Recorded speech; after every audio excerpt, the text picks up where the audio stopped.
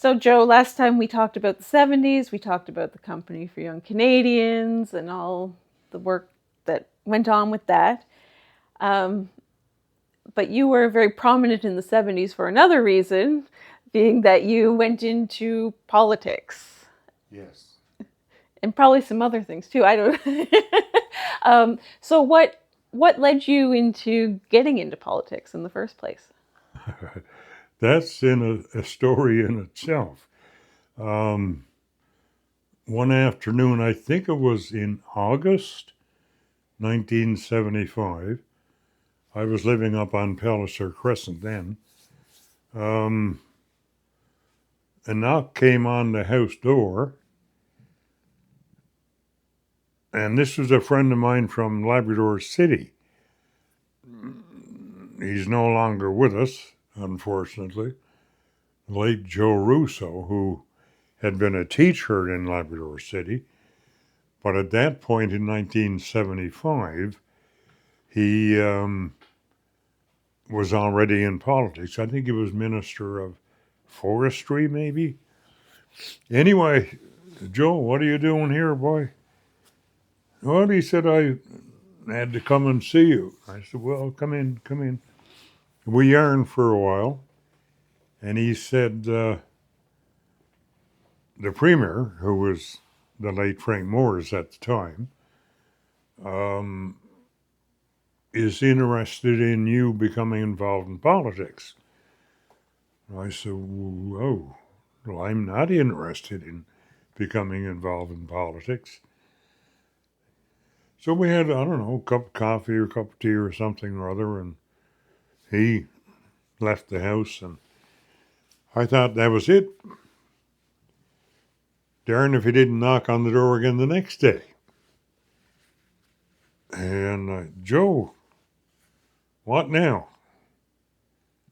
He didn't say a word. He walked into the house.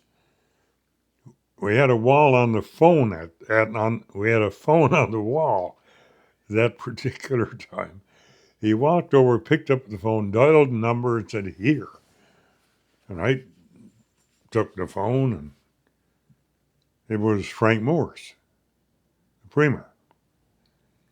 And he was a smooth talker, that guy. So I ended up agreeing to seek the nomination. I don't know when. I think the election was in September, and I was elected. That's so it was kind of by accident because I had not contemplated anything even close to it. I'd been working with the Company of Young Canadians, and that was not a political organization, I'll guarantee you that. But that's the way it worked out, and as it turned out, I spent 10 years. I won 3 elections, lost the fourth one, and was a minister from mid 73, sorry, 78, mid 78 until 85. I held 4 different portfolios over that time. Had the pleasure of sitting on every committee of cabinet over the 8 years, except for social policy. I was always in a resource development portfolio and Treasury Board, and thoroughly enjoyed it and hope that my involvement helped improve certain things.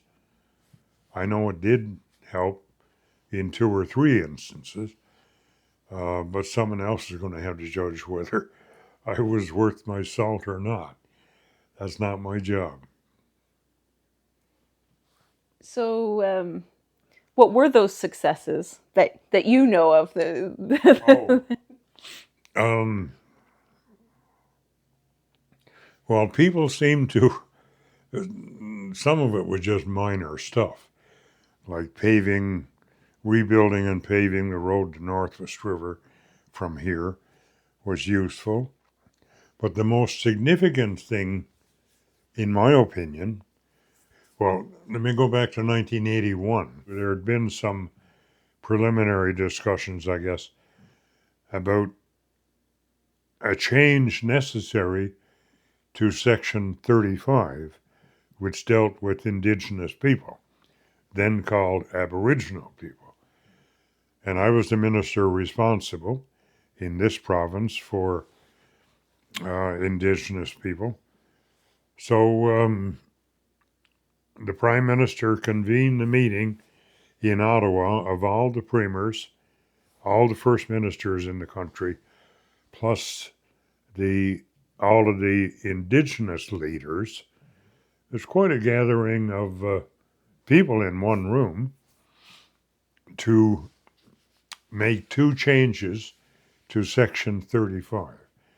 Number one, not in any order of priority, was to include the word Métis in the definition of an Indigenous person in Canada.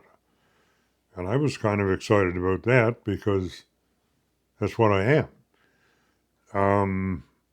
The other one, which was even more important, I thought, was to recognize Indigenous women in Canada as people with rights.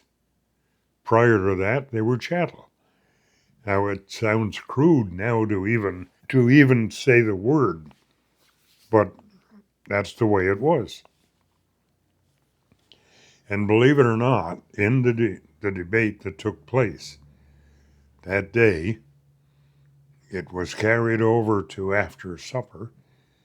The ministers responsible for Indigenous people and the leadership of the Indigenous groups went into a secondary meeting after supper. I think we were there until around midnight. It took that long to get that one provision through, but finally it did come through. And the two changes were made, and it finally became reality. And the only, I think, personal comment I would make about it was I didn't realize, first off, that in the Constitution of our country, until this meeting took place or the work leading up to it, that Indigenous women weren't recognized as having any rights. I didn't know that. Because I'll tell you what, if I had said to Mother that she couldn't vote, I probably wouldn't be here right now. No, not that dramatic, but nevertheless, I mean, it's a concept that's difficult to even recognize. And with the change, then there it is. The change happened. It was especially special for me, or there were two special occasions. One was when the legislature opened that fall. I was required to make my maiden speech at the opening, and Mother was in the gallery up there. So I figured out much later that at one point in my life, Mother wanted me to become a minister.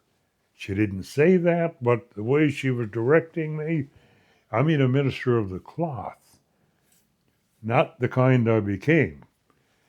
But she smiled a couple of times, so she was probably okay with the fact that I became a minister of government anyway. That's the way it seems, the way it worked out. And the other occasion is much more sobering than that.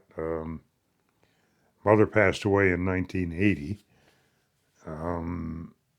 and I came up, of course, involved in getting things ready for her departure from this life and the rest of it. And actually, she had already made arrangements at who was going to build her casket. The girls were going to prepare her for burial, and the funeral service was going to take place right here behind the house where we're sitting now at 123 Hamilton River Road. And everything was ready. A bunch of people were here. I think the Flummies played some music, actually, the musical group, the Flummies. And just as we were about to begin, who should walk around the corner of the house and come and sit down but all of my cabinet colleagues, including the Bremer, except one. One had to stay in St. John's, of course. But they were all here, which was, I think, pretty much a special sign of respect on the part of government to do what they did. And of course, the university had bestowed an honorary degree on her as well, and which I'm somewhat biased talking about my mother, but I think it was well deserved myself.